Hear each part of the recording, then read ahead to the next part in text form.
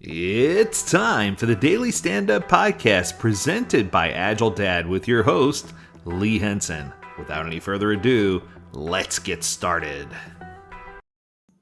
I have a very dear friend who got promoted to a team leader position.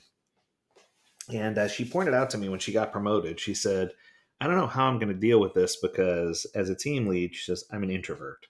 She says, and it just, I don't understand why they selected out of anyone that could select, they selected me to do this. Why? And I explained to her it's because of your natural talents, it's because of the things you can do, it's because you're so good at what you do. And she couldn't see past the fact that she was an introvert. So, one of the challenges that she faced, she says, how do I let people know that they could be doing things better? Like providing constructive criticism if I'm an introverted lead. She says, it doesn't sit naturally for me. So, my advice, I said, the the way that teams operate, I guess I'm just going to break it down this way. The way the teams operate is a completely dynamic landscape. Team collaboration, constructive criticism is one of the cornerstones for personal and collective growth. If you are a team and you're trying to collaborate, you need to be able to throw punches and take punches. You need to be able to state facts and live with those facts. It's the only way that you'll have personal and collective growth. As an introverted leader, navigating that delicate balance between maintaining harmony and fostering improvement can be challenging. So, how do you deliver constructive criticism effectively while drawing on a strengths inherent in introverted leadership style? That's a tough question. And that was the question from the email I received. So, introverted leaders often thrive in thoughtful reflection and in one on one interactions. These qualities can be leveraged to create a unique approach to constructive criticism that emphasizes the individual's strengths within a team or strengths within the organization. Introverts are generally keen observers, attuned to all the details that might be overlooked in a more extroverted leadership style. So, introverts should recognize and embrace these traits and can set the stage for a positive and productive feedback process because they do pay closer attention to the details. So, what are some things that they can do? What are some techniques? What are some things they could do to really drive this home? I put together a short list. Hopefully, I don't forget anything or leave anything out because, full confession, full transparency, I don't know where I stuck the sticky note in my list. But here is the list of what I came up with to the best of my knowledge. So, here we go. Number one was create a supportive environment. So, before delving into constructive criticism, it's crucial that you establish an environment that encourages open and honest communication, psychological safety, radical candor communication. All those things are incredibly important. Introverted leaders can utilize their strong listening skills to create a safe space for team members to express their thoughts and concerns without any kind of retribution, right? This establishes that foundation of trust that's necessary and essential for constructive feedback process to begin. So the environment of psychological safety and team awareness and understanding where people are coming from, all of those things are crucial and critical in order to create the supportive environment for the trust to take place and for people to be willing to have those conversations, right? Okay, let's jump to the second one. Choose the right time and the right place. Introverts often find solace in quiet and controlled atmospheres and environments. They don't like to be in the middle of chaos when they're trying to deliver things, so especially criticism. When delivering constructive criticism, you need to make sure you choose the appropriate time and place where both you and the affected team member can engage in a focused, private conversation. This minimizes distractions and it allows for a more meaningful talk. I mean, when you need to have the talk, you need to make sure you got the right environment, the right place, the right people, and the right tone. I want to make sure I put that in there too, the right tone. Okay.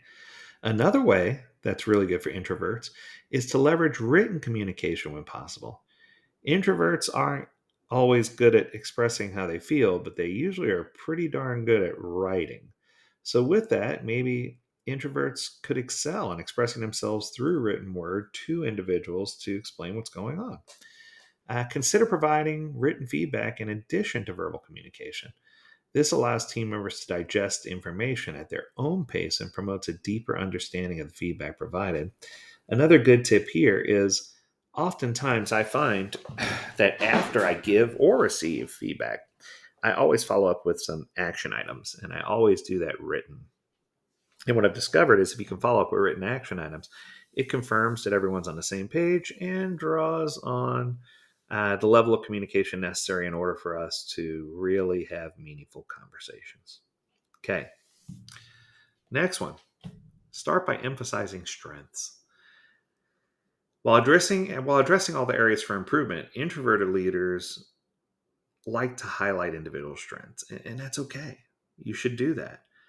By framing criticism with context of overall performance and accomplishments, team members are more likely to view it as an opportunity for growth rather than a personal attack on what they do.